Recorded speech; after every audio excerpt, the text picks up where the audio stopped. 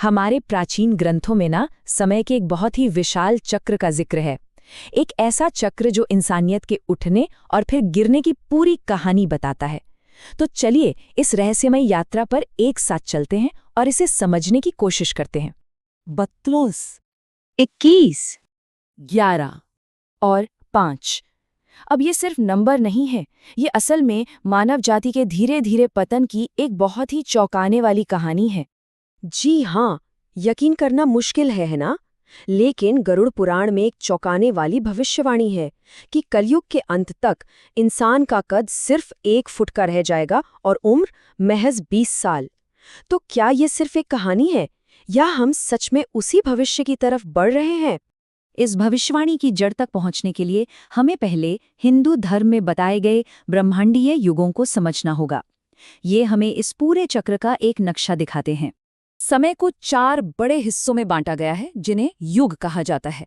इसे ऐसे समझिए जैसे कोई बहुत बड़ा कॉस्मिक ड्रामा हो जिसके 4 एक्ट हैं, और हर एक्ट में मतलब हर युग में इंसान की उम्र, उसकी शक्ति और धर्म यानी सही और गलत का पैमाना सब बदल जाता है। तो ये 4 युग हैं: सतयुग, अच्छाई का सुनहरा दौर।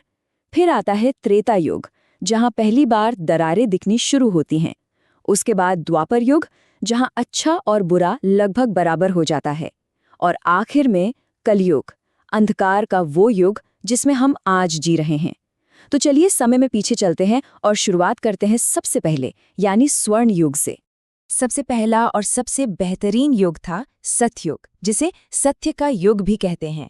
ये वो दौर था जब इंसानियत अपने शिखर पर थी, एक ऐसा आदर्श जिससे बाकी सभी युगों के पतन को मापा जाता है। जरा सोच कर देखिए, शास्त्रों के अनुसार इस गोल्डन एज में इंसान की औसत लंबाई लगभग 32 फीट होती थी और वो 1 लाख साल तक जीते थे। उनमें गजब की दिव्य शक्तियां और बल होता था। और इसी युग में भगवान ने मत्स्य, कूर्म, वराह और नरसिंह जैसे अवतार लेकर धर्म को बचाया था।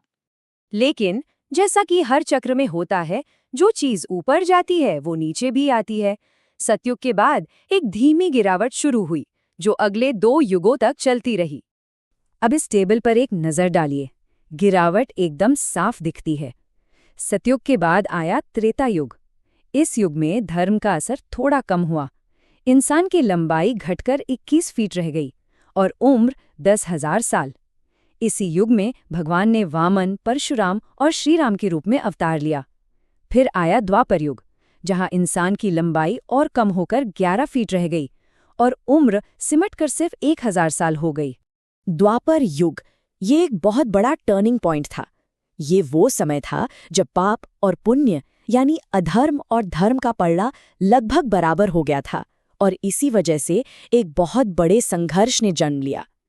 इसी युग में भगवान श्री कृष्ण और बलराम ने धरती पर अवतार लिया और महाभारत जैसा महायुद्ध हुआ, जिसने सही और गलत के बीच की वो आखिरी बड़ी लड़ाई लड़ी। और महाभारत के खत्म होते ही शुरू हुआ वो युग जिसमें हम आज जी रहे हैं, कलियुग। इसे अधर्म, भ्रम और नैतिक पतन का युग माना जाता है। और यहीं आकर बात सबसे ज्यादा गंभीर हो जाती है। आज के समय में इंसान की औसत लंबाई सिर्फ 5 से 6 फीट है और उम्र घटकर 60 से 70 साल रह गई है। लेकिन गरुड़ पुराण की भविष्यवाणी हमें चेतावनी देती है कि कलयुग जब अपने अंत पर होगा तो इंसान की उम्र सिर्फ 20 साल रह जाएगी और कद महज 1 फुट। पर क्या सब कुछ यहीं खत्म हो जाएगा? नहीं, इस घोर अंधकार के बाद भी एक उम्मीद की किरण है। एक ऐसी भविष्यवाणी है जो ये पक्का करती है कि ये चक्र रुकेगा नहीं, बल्कि एक नए और शानदार रूप में फिर से शुरू होगा। हमारे शास्त्र कहते हैं कि जब अधर्म यानी पाप अपनी सारी हदें पार कर देगा, जब दुनिया में चारों तरफ अन्याय का बोलबाला होगा, तब सबको बचाने के लिए भगवान विष्णु कल्कि अवतार के रूप में पृथ्वी पर आएंगे। तो कल्कि अवतार का मकसद एकदम साफ और शक्तिशाली है: बुराई और अधर्म को खत्म करना, अच्छे लोगों की रक्षा करना और एक बार फिर से धर्म की स्थापना करके एक नए सतयुग की शुरुआत करना, ताकि ये महान ब्रह्मांडीय चक्र फिर से शुरू हो सके। ये सिर्फ विनाश की कहानी नहीं है, बल्कि ये एक नई शुरुआत, एक रिन्यूअल की कहानी है। तो ये सब हमें एक बहुत गहरे सवाल पर लाकर खड़ा कर देता है ये जो उठने, गिरने और फिर से नए सिरे से शुरू होने का अंतहीन चक्र है, ये हमें समय की प्रकृति के बारे में और शायद हमारे अपने होने के मकसद के बारे में क्या सिखाता है? इस सवाल के साथ आज की ये चर्चा यहीं समाप्त करते हैं।